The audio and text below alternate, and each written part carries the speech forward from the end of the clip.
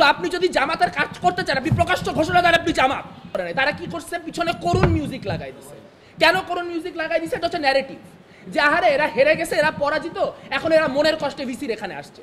So আপনি যদি জামাতের কাজ করতে চান, আপনি প্রকাশ্য ঘোষণা দেন আপনি জামাত, ঘোষণা দিয়ে আপনি তার কাজ করেন, কোনো সমস্যা নেই। আমরা প্রত্যক্ষ শত্রুকে সম্মান করি, আমরা প্রত্যক্ষ ইয়েকে সমর্থন করি।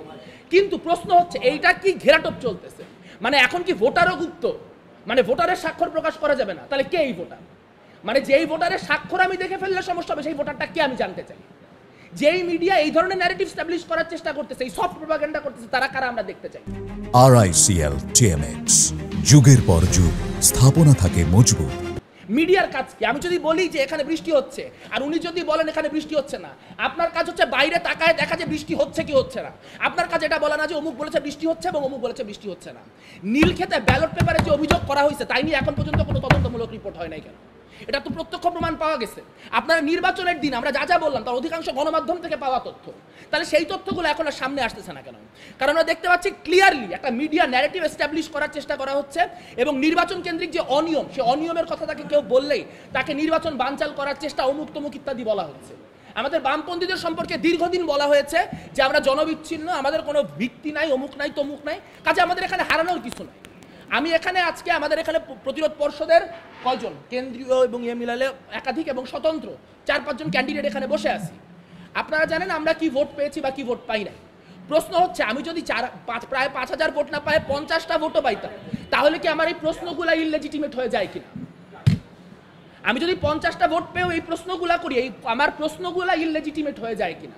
তাহলে কে আসলে ভোটে হারার কারণে এগুলি করছে? এই প্রশ্ন তো কোনো প্রশ্ন না। প্রশ্ন হচ্ছে যে অনিয়মগুলোর কথা আমরা তুলতেছি, সেই অনিয়মগুলা আসলে অনিয়ম কিনা, সেটা খতায় দেখা হবে কিনা, সেটা তদন্ত করা হবে কিনা, দ্যাট ইজ দি কোয়েশ্চেন। এবং আমরা দেখতে পাচ্ছি যে ডাকসুকে একটা স্ট্যান্ডার্ড হিসেবে ধরা হয়। যদি আজকে ডাকসুতে এগুলা করে পার পায়ে যাওয়া হয়, তাহলে কালকে রাকসু নির্বাচন আছে, তারপর চাকসু নির্বাচন আছে। প্রত্যেকটা ছাত্র সংগঠন এখন দাবি তুলতেছে যে OMR শিটের মধ্যে দিয়ে নির্বাচন যাতে না হয়, কারণ OMR এর কারচুপি ধরা যায় না। হাতে কারচুপি করা গেলে তাও সেটা ধরার একটা সুযোগ থাকে, OMR এ থাকে না। এখন প্রশ্ন হচ্ছে যে এই বিশ্ববিদ্যালয়ে 10,000 15,000 করে শিক্ষার্থী, সেখানে আসলে OMR দিয়ে করতে গিয়ে পরে জাহাঙ্গীরনগরের মতো অবস্থা হবে কিনা, একজন শিক্ষক ভোট গুনতে গুনতে মারা যাবে কিনা, এরকম পরিস্থিতি তৈরি হবে কিনা, কারণ মানুষ ভরসা করতে পারছে না। কাজে বিশ্ববিদ্যালয় প্রশাসনের কাছে আমাদের এখনো আহ্বান যা থাকবে যে আমরা এখানে কোনো গন্ডগোলের জন্য আসি নাই, আমরা এখানে কোনো গোলযোগ করতে চাই না। আমরা যে প্রশ্নগুলি করছি সেই প্রশ্নগুলির উত্তর আমাদেরকে দেন। আমাদের বোঝার দরকার আছে ভোটটা কতটুকু ফেয়ার হয়েছে, কারণ আমাদের পরবর্তী কার্যক্রমের ক্ষেত্রে আসলে কে কতখানি মানে আপনার কি বলবো ম্যান্ডেট পাইছে, সেটা সামনের দিনে আমাদের রাজনৈতিক কৌশল কি হবে সেটা নির্ধারণ করার জন্য আমার জন্য জরুরি।